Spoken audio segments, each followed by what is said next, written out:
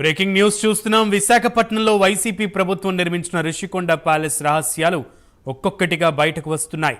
ఋషికొండ భవనానికి నెలకు 7 లక్షల మేర విద్యుత్ బిల్లులు వస్తున్నట్లు అధికారులు చెబుతున్నారు.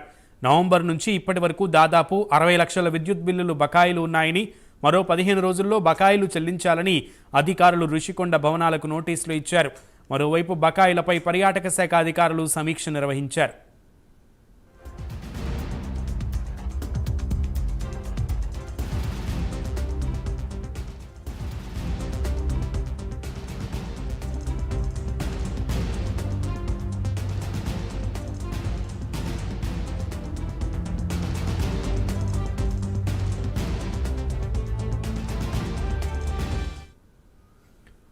ఇదే విషయానికి సంబంధించి మరింత సమాచారం మా విశాఖ ప్రతినిధి రాజు అందిస్తారు. రాజు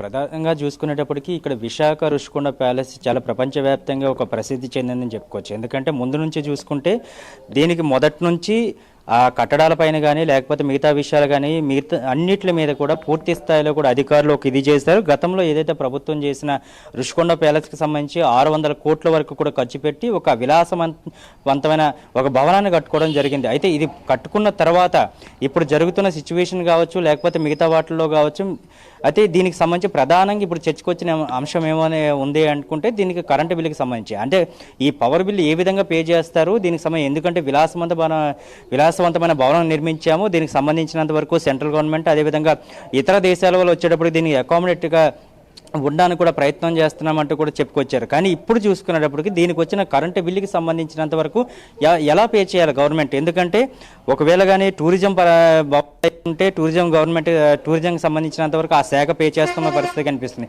అది కాదంటే ప్రభుత్వ ఆధీనంలో ఉన్న కొన్ని భవనాలకు సంబంధించినంత వరకు ఆ ప్రభుత్వం పే చేస్తున్న పరిస్థితి కనిపిస్తుంది. అదేమీ కాకుండా కేవలం ఈరోజు వచ్చేటప్పటికి కొన్ని లక్షల రూపాయల వరకు కూడా ఏదైతే కరెంటు బిల్లు వస్తుందో ఈ కరెంటు బిల్లు వచ్చిన తర్వాత దీన్ని ఏ విధంగా పే చేయాలి, ఏ శాఖ నుంచి పే చేయాలి అనే దాని బట్టి కూడా పూర్తి స్థాయిలో గవర్నమెంట్ కూడా ఒక తలమునకలైన పరిస్థితి కనిపిస్తుంది. ఎందుకంటే మొదట్లో చెప్పిన విషయాలు చూసుకునేటప్పటికీ మొదట్లో చెప్పినప్పటికీ వాళ్ళు చెప్పిన విషయాన్ని ఏంటంటే మొదట్లో సీఎం క్యాంప్ ఆఫీస్ అని చెప్పారు, దాని తర్వాత టూరిజం భవనాలు అని చెప్పారు.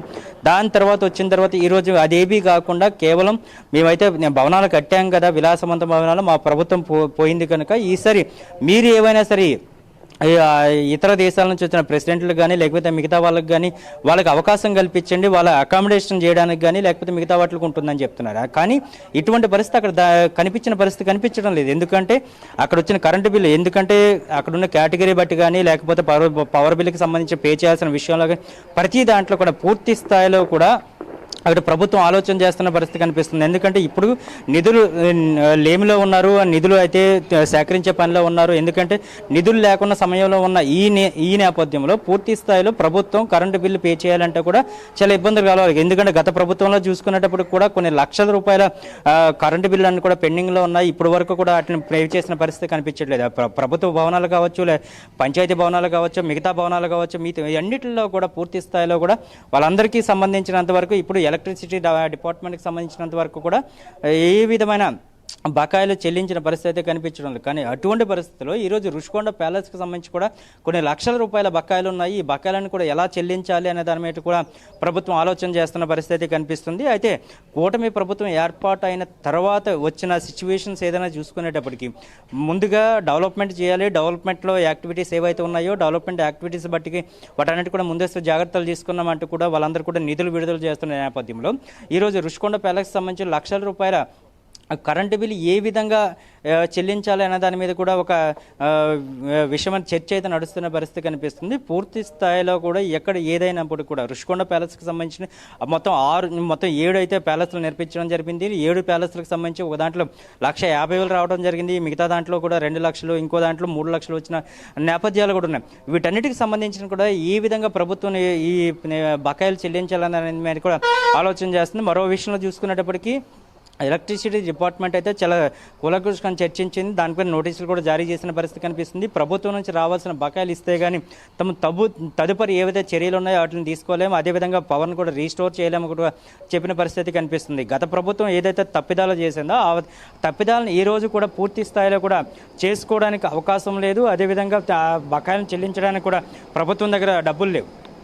ఆ భవనాలు ఎందుకు నిర్మించారో, ఆ భవనాలకు సంబంధించిన పూర్తి స్థాయిలో కూడా ఎటువంటి ఉపయోగకరం ఉంటుందనే దాని మీద కూడా ఇప్పటివరకు కూడా ఒక అంచనాలు కూడా రాలేకపోతున్నారు. ఎందుకంటే గత ప్రభుత్వంలో చేసిన మంత్రులు కావచ్చు, ఇప్పుడు మాజీ మంత్రులంతా ఉన్న వాళ్ళంతా కూడా మాట్లాడుతున్న దానికి ఇతర దేశాల నుంచి వస్తున్న వాళ్ళకి అకామిడేషన్ కల్పించాలి, లేకపోతే మిగతా దానికోసం కూడా అకామిడేషన్ కల్పించాలి.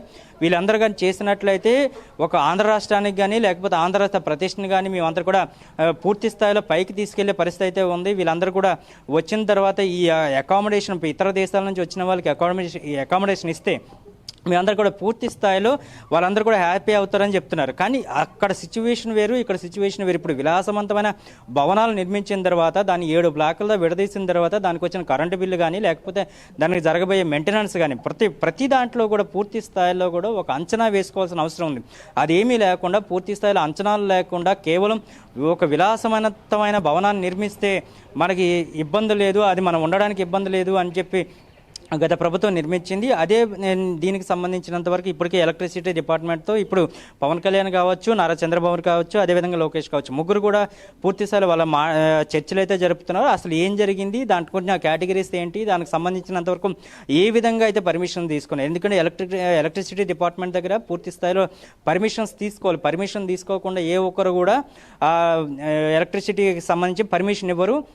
ఇచ్చినట్లయితే ఏ కేటగిరీలు ఇచ్చారనే దాని మీద కూడా పూర్తి స్థాయిలో వాళ్ళకి అవగాహన ఉంటుంది. దీని మీదే వాళ్ళు కూడా చెప్పడం జరుగుతుంది. అసలు ఏ కేటగిరీలో పర్మిషన్స్ తీసుకున్నారనే దాని మీద కూడా ఎలక్ట్రిసిటీ డిపార్ట్మెంట్ దగ్గర కూడా పూర్తి స్థాయిలో ఆధారాలు లేవు. అసలు ఏదో అప్పుడు గతంలో ఉన్న ముఖ్యమంత్రి చెప్పారు కనుక, గతంలో ఉన్న ప్రభుత్వ అధికారులు చెప్పారు కనుక ఆ ప్రభుత్వం ఏదైతే చెప్తే అది చెయ్యాలి, అది చేయకపోతే మా ఉద్యోగాలు పోతాయన్న దాంట్లో మాత్రం కేవలం వాళ్ళంతా చెప్పుకుంటూ ఈ విధమైన భవనాల నిర్మాణానికి అదేవిధంగా దానికి ఎలక్ట్రిసిటీ ఇచ్చారు. ఎందుకంటే ఋషికొండకు సంబంధించినంత వరకు ఎందుకంటే పర్యావరణ సంబంధించి ఇబ్బంది కలుగుతుందంటూ ట్రిబ్యునల్ కోర్టు కాదు, హైకోర్టు కూడా మొత్తం ట్రిబ్యునల్ కావచ్చు, గ్రీన్ ట్రిబ్యునల్ కావచ్చు, హైకోర్టు కావచ్చు, రెండు కూడా ఒక విధమైన ఒక జారీ చేశాయి, అదే విధి విధానాలు జారీ చేశాయి. దాన్ని ఏమీ కూడా కాదనకుండా ఈరోజు కేవలం వచ్చి ఇదంతా కూడా ప్రభుత్వం చెప్పిందని చెప్పి భవనాల నిర్మాణం అయితే జరిగింది. ఆ భవన నిర్మాణానికి సంబంధించినంత వరకు ఎలక్ట్రిసిటీ డిపార్ట్మెంట్ ఏ విధంగా పర్మిషన్స్ ఇచ్చింది అనే దాని మీద పూర్తి స్థాయిలో కూటమి ప్రభుత్వం అయితే ఒక ఆలోచన చేసిన పరిస్థితి. దాని మీద రివ్యూ మీటింగ్ కూడా జరిగింది. దీంతో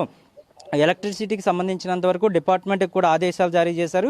అసలు ఏ విధి విధానాల ప్రకటన ఇచ్చారు, వాళ్ళు ఏ విధమైన పర్మిషన్ మీకు అప్లై చేశారు, మీరు ఏ విధంగా అక్కడ పరిశీలించిన తర్వాత మీరు ఏ విధమైన పర్మిషన్స్ ఇచ్చారు, వీటన్నిటి మీద కూడా దర్యాప్తు చేయండి. దర్యాప్తు చేసిన తర్వాత మాకు ఒక కంక్లూడింగ్ ఒక రిపోర్ట్ ఇవ్వండి అని చెప్పారు. కానీ గత 15 రోజుల నుంచి చెప్తున్నప్పటికీ ఇప్పటి వరకు కూడా ఎలక్ట్రిసిటీ డిపార్ట్మెంట్ ఒక కంక్లూడింగ్ సంబంధించిన రిపోర్ట్ ఇవ్వలేదు. కేవలం ఎలక్ట్రిసిటీ బిల్లు ఉంది, ఆ బిల్లుకి సంబంధించినంత వరకు కూడా లక్షల్లో బకాయిలు ఉన్నాయని మాత్రమే చెప్తున్నారు. ఎందుకంటే దాదాపుగా 3 సంవత్సరాల నుంచి కూడా ఋషికొండలో నిర్మాణాలు జరిగాయి. ఆ నిర్మాణాలు జరిగిన తర్వాత ఇప్పటి వరకు వచ్చిన తర్వాత అప్పటి నుంచి ఇప్పటి వరకు ఎటువంటి ఇబ్బందులు లేకుండా ఇప్పుడు ఎందుకు ఇచ్చారన్న దాని మీద మాత్రమే చెప్పారు. మొత్తానికి ఏదేమైనా సరే కూటమి ప్రభుత్వం దీనికి సంబంధించి పూర్తి స్థాయిలో కూడా అధ్యయనం చేసిన తర్వాత ఎలక్ట్రిసిటీ డిపార్ట్మెంట్కి సంబంధించి కొంతమంది అధికారులపైన అదేవిధంగా మిగతా వాళ్ళపైన చర్యలు తీసుకో అవకాశం అయితే కనిపిస్తుంది. సునీల్, రాజు, థ్యాంక్ యూ.